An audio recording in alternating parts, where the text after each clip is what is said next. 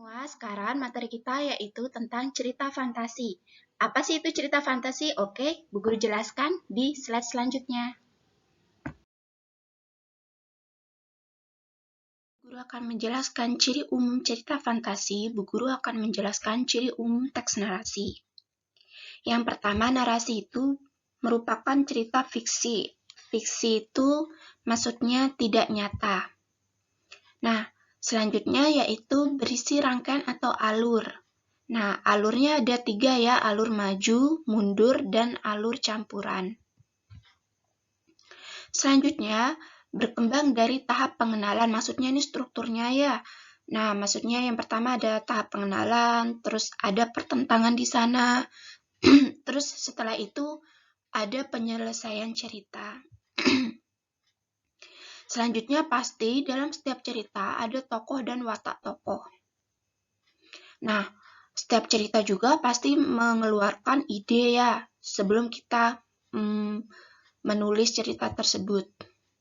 Oke, yang terakhir, dalam setiap cerita selalu ada amanat atau pesan yang ingin disampaikan pengarang. Oke, nah baru sekarang Bu Guru akan menjelaskan ciri umum cerita fantasi.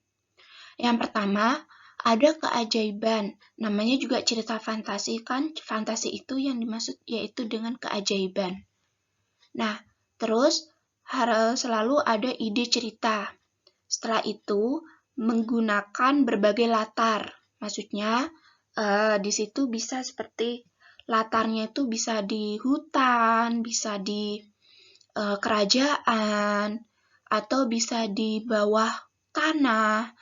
Seolah-olah cerita tersebut itu cerita hayalan atau dongeng. Nah, tokohnya selalu unik ya. Maksudnya itu tokohnya unik itu tokoh yang tidak mungkin kita sangka-sangka. Contohnya sebuah tas bisa menjadi tokoh. Pensil bisa menjadi tokoh. Jadi yang tidak mungkin masuk akal. Itu adalah tokoh dari ciri umum cerita fantasi.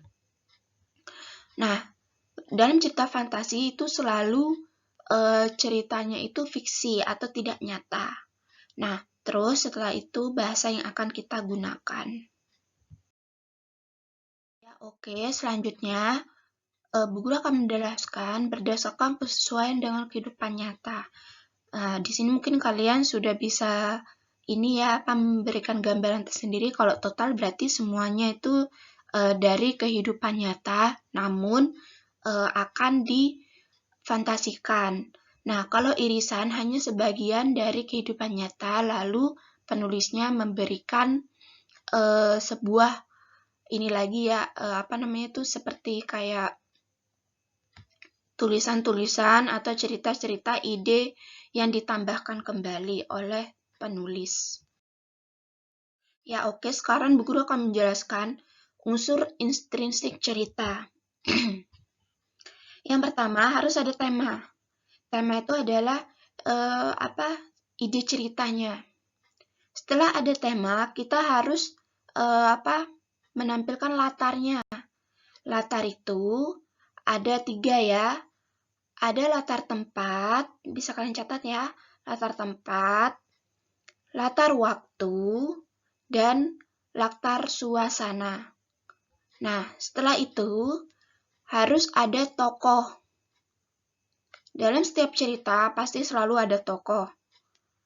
Nah, tokoh dengan penokohan itu beda ya. Perbedaannya kalau tokoh itu dari pelakunya, kalau penokohan itu adalah karakter atau sifatnya.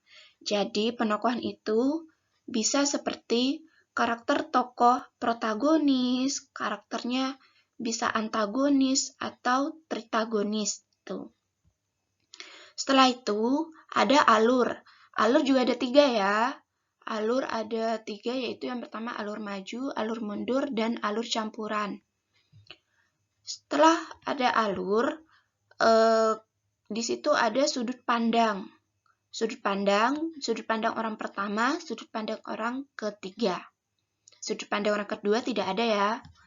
Nah, setelah kalian mengetahui tentang tema, latar, tokoh, penokohan, alur, sudut pandang, nah, tidak lain dalam sebuah cerita selalu ada amanat atau pesan yang ingin disampaikan oleh penulis. Ya, oke. Sekarang guru akan menjelaskan struktur teks cerita fantasi. Yang pertama yaitu ada orientasi. Orientasi di situ termasuk pengenalan ya. Jadi tahap pertama ada pengenalan tokoh, pengenalan latar, pengenalan watak tokoh dan konfliknya. Nah, setelah itu bagian kedua ada komplikasi, yaitu muncul masalah dan hingga puncak masalah.